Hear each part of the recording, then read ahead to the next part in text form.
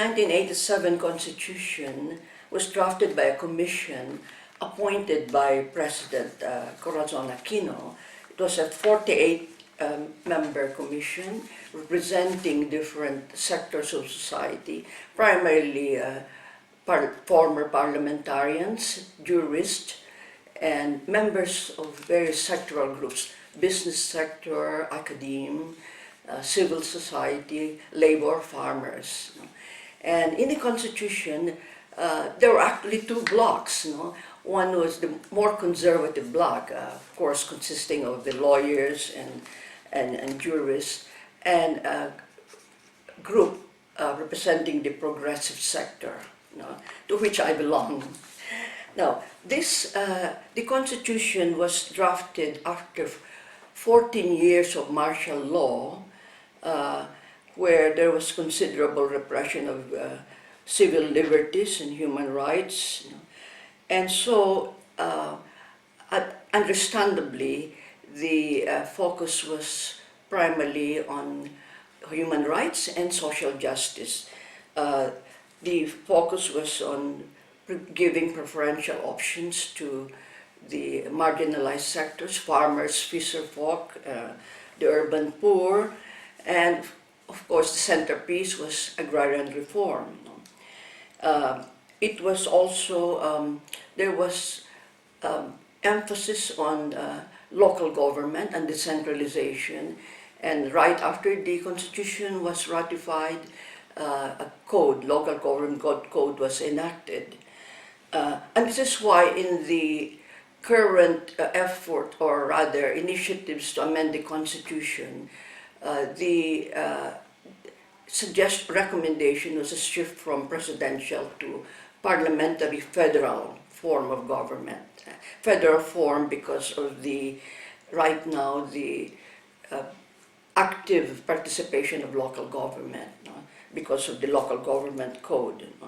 Now, there had been several, among the provisions that were a response to the past dictatorship was the Commission on Human Rights, and of course independent commissions, strengthen Commission on Elections, Commission on Audit, for of course transparency and accountability, an ombudsman,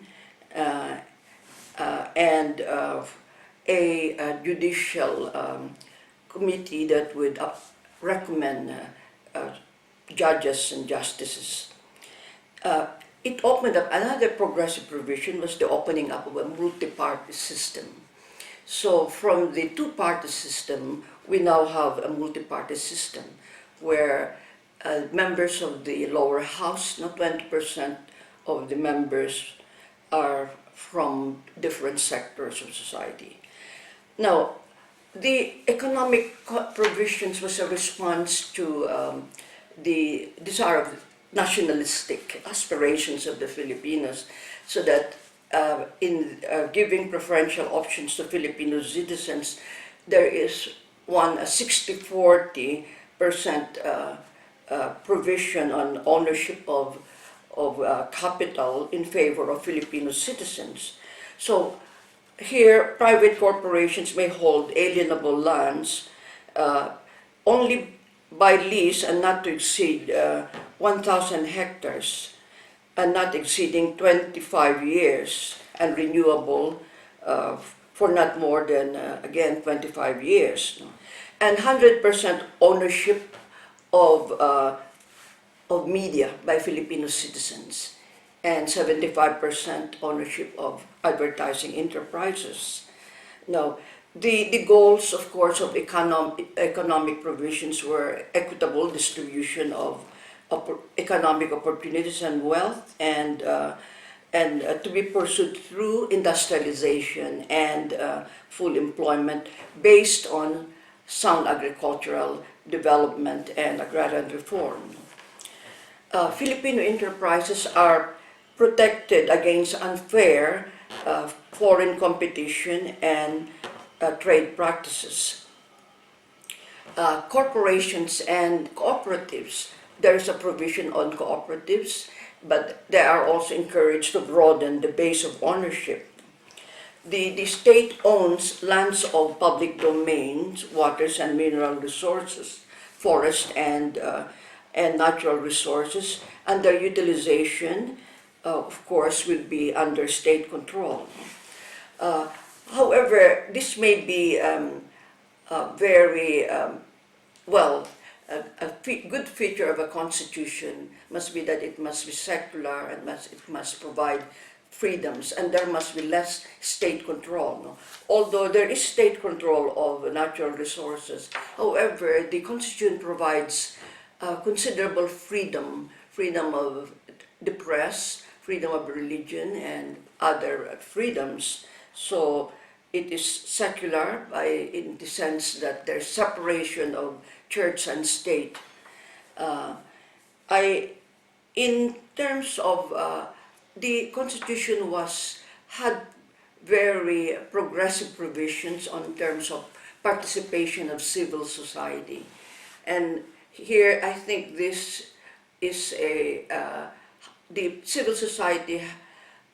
We have a vibrant civil society, and we have helped very much in terms of course, monitoring accountability, and also that we have a commission on cooperatives and with considerable civil society participation. So this is this provision, the cooperatives provision, has helped very much in terms of contributing to the GNP.